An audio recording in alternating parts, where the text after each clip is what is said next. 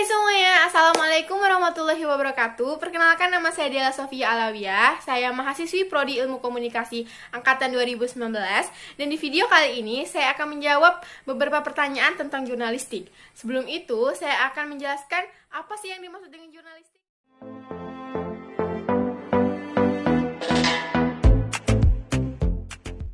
Jurnalistik adalah salah satu kajian yang ada di Prodi Ilmu Komunikasi. Jurnalistik ini merupakan ilmu terapan yang selalu bersifat dinamis dan terus berkembang sesuai dengan perkembangan teknologi informasi dan komunikasi serta dinamika masyarakat itu sendiri. Kemudian, jurnalistik ini adalah kegiatan pembuatan dan penyebarluasan pesan informasi kepada media massa.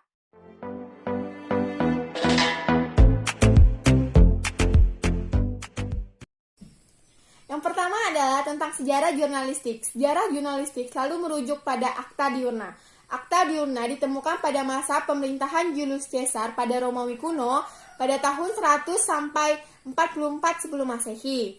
Akta Diurna dikenal sebagai papan pengumuman atau masa sekarang disebut papan informasi atau majalah dinding yang diyakini sebagai produk pertama jurnalistik di dunia. Dan Julius Caesar merupakan bapak pers dunia.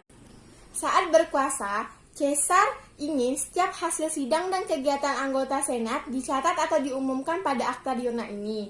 Demikian pula, setiap berita, kejadian sehari-hari, peraturan-peraturan penting, serta apa yang perlu diketahui oleh masyarakat juga dicatat di Akta Diurna ini.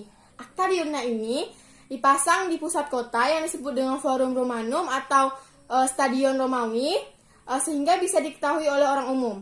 Sebenarnya, Caesar hanya meneruskan dan mengembangkan tradisi lama pada kerajaan sebelumnya yang dipimpin oleh Raja Imam Agung, di mana pada saat itu setiap kejadian penting dicatat pada annals, di mana annals ini adalah papan tulis yang digantungkan di serambi rumah. Catatan pada annals ini berisi tentang pemberitahuan kepada orang lewat dan memerlukannya.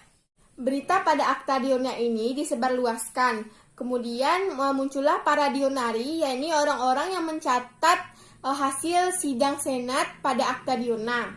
Akta Diurna sendiri merupakan asal-muasal kata jurnalistik, yaitu diurnal dalam bahasa Latin yang berarti harian atau setiap hari. Kemudian diadopsi lagi dalam bahasa Perancis yang disebut dengan dojur, atau dalam bahasa Inggris yang disebut dengan jurnal yang berarti harian setiap hari atau laporan. Kemudian dari kata diurnari ini muncullah kata diurnalis atau jurnalis atau wartawan. Dalam sejarah Islam juga ada cikal bakal jurnalistik, yaitu yang dikutip oleh Kustadi Suhandang pada tahun 2004, di mana cikal bakal jurnalistik ini muncul pada masa Nabi Nuh.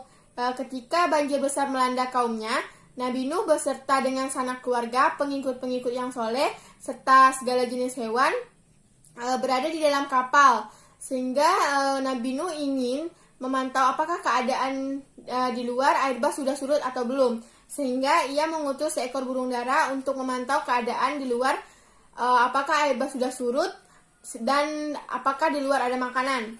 Sehingga seekor burung dara itu keluar dari kapal untuk memantau keadaan. Ia melihat sebuah ranting yang muncul di permukaan air. Kemudian ia mengambil ranting itu dan memberikannya kepada Nabi Nuh. Sehingga Nabi Nuh berkesimpulan bahwa air bah sudah mulai surut. Kabar itu pun diberitahukannya kepada seluruh penumpang kapal. Dan atas kejadian itu, Nabi Nuh dianggap sebagai pembuat berita atau penyebar berita pertama di dunia. Sedangkan kapal Nabi Nuh merupakan kantor berita pertama di dunia.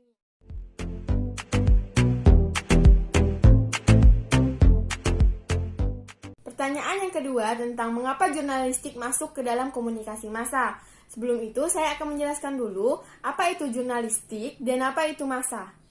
Jurnalistik adalah proses atau kegiatan penyampaian dan pembuatan pesan atau penyebarluasan isi gagasan atau pesan melalui media massa kepada orang lain. Nah, komunikasi massa sendiri yaitu di mana komunikator menyampaikan informasi atau pesan menggunakan media massa.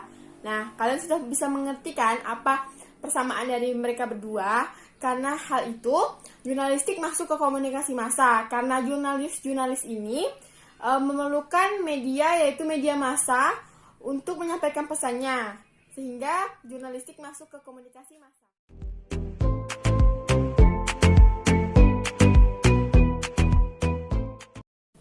Pertanyaan yang ketiga yaitu tentang Undang-Undang Nomor 40 Pasal 3 tentang pers yang menjelaskan tentang peranan pers. Peranan pers ada beberapa. Yang pertama yaitu untuk menginformasikan atau to inform. Yang kedua untuk mendidik atau to educate. Yang ketiga untuk menghibur atau to entertain. Dan yang keempat yaitu untuk pengawasan sosial atau social control. Maksud peranan yang pertama yaitu menginformasikan atau to inform ialah di mana media massa ini atau jurnalistik ini bermanfaat untuk menginformasikan segala sesuatu ke masyarakat luas, di mana masyarakat luas tentunya membutuhkan informasi dari berbagai hal atau mengenai berbagai hal, sehingga jurnalistik ini atau media ini mereka adalah sarana komunikasi antara media dengan masyarakat luas. Peranan yang kedua yaitu mendidik atau to educate, maksudnya pers ini bisa mendidik atau mencerdaskan atau mendorong seseorang untuk berbuat kebaikan. Bukan hanya itu, pers juga digunakan dalam pengembangan wawasan atau ilmu pengetahuan hidup masyarakat, di mana ketika masyarakat mencari atau mendapatkan berita, ia akan mendapatkan wawasan yang lebih dan ilmu yang bertambah. Dan pers yang ketiga yaitu untuk menghibur atau to entertain, di mana hiburan yang dimiliki oleh pers ini memiliki aturan yang berlaku, sehingga pers tidak hanya menyajikan berita-berita yang berat saja, namun juga menghadirkan hiburan, agar masyarakat menyadari bahwa mereka juga membutuhkan hiburan agar merasa terhibur. Sehingga pers menyajikan beberapa media untuk menghibur masyarakat, yaitu seperti chatting, browser internet, dan menonton video YouTube. Peranan pers yang keempat yaitu untuk pengawasan sosial atau social control. Maksudnya pers ini berguna dalam mengoreksi, mengontrol, atau memberikan kritik yang bersifat membangun bukan merusak. Dimana namun setiap berita tidak harus memiliki pengawasan kontrol atau kontrol sosial, tergantung wartawannya ingin memberikan kontrol sosial pada beritanya atau tidak. Namun, pers ini menginformasikan kejadian-kejadian buruk agar tidak terulang kembali dan masyarakat bisa mengikuti aturan yang berlaku pada masyarakat itu.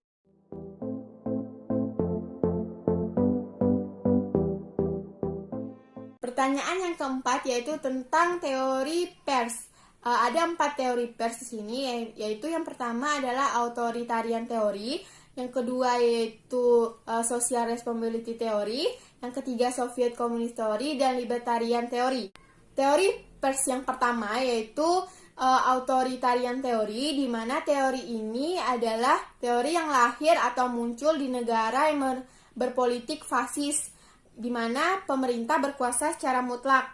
Kemudian kebenaran hanyalah milik para penguasa dan pemerintah memiliki hak dalam mengawasi segala kegiatan media massa. Kemudian segala cara dilakukan agar pers tidak mengkritik atau mengontrol para penguasa atau pemerintah. Serta pers pada teori ini digunakan untuk menginformasikan kepada rakyat apa yang dipikirkan oleh para pemerintah dan apa yang diinginkan mereka, serta apa yang harus dilakukan oleh rakyat. Sehingga kebebasan pers pada teori ini dimiliki atau diberikan kepada para penguasa secara mutlak. Negara-negara yang menganut teori ini pertamanya atau berawal pada negara Inggris, Perancis, dan Spanyol, kemudian menyebar lagi ke Rusia, Jerman, dan Jepang, serta negara lain di Asia dan Amerika Latin. Teori yang kedua yaitu teori social responsibility theory, di mana dasar pemikiran teori ini tentang kebebasan pers yang harus disertai dengan tanggung jawab kepada masyarakat. Kebebasan pers harus sesuai dengan norma dan etika, kemudian pers harus bertindak dan melakukan tugasnya sesuai dengan hukum yang berlaku. Jadi prinsipnya begini, pers itu memiliki kewajiban-kewajiban dan kewajiban pers itu bertanggung jawab kepada masyarakat dalam melaksanakan tugas pokoknya, di mana dia membebankan pada komunikasi massa dalam masyarakat modern dewasa ini. Teori ini cenderung berorientasi pada kepentingan umum, dan negara-negara yang menganut teori ini ialah Indonesia dan Amerika. Teori yang ketiga yaitu teori Soviet komunis. Teori ini berkembang pada abad ke-20 akibat dari sistem komunis Uni Soviet. Pada teori ini, pers digunakan sebagai alat pemerintah atau partai politik dan bagian integral dari negara. Sehingga mau tidak mau media massa harus tunduk kepada para pemerintah.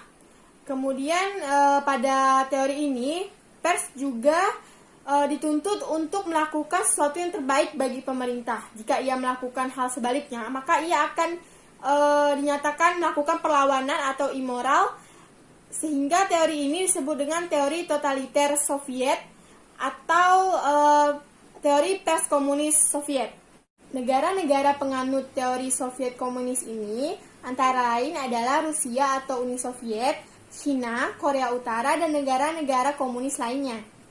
Teori yang keempat yaitu teori libertarian teori. Teori ini berkembang pada abad ke-17-18 yang seiring berjalan dengan berkembangnya kebebasan politik, agama, dan ekonomi pada saat itu. Dalam teori ini, pers memiliki kebebasan yang seluas-luasnya dalam membantu masyarakat menemukan kebenaran yang hakiki. Pers juga dipercaya sebagai cara yang efektif untuk menemukan kebenaran hakiki, karena pers ini merupakan pengontrol atau pengawasan terhadap pemerintah. Dalam hal itu, pers tidak dibatasi hukum dalam penyampaian atau pengambilan informasi untuk kepentingan publikasi, dan wartawan juga memiliki otonomi proporsional dalam organisasi. Itulah beberapa pemaparan atau penjelasan saya dalam menjawab beberapa pertanyaan tentang jurnalistik. Jika ada salah-salah kata, saya mohon maaf. Sekian dari saya. Wassalamualaikum warahmatullahi wabarakatuh. Dadah.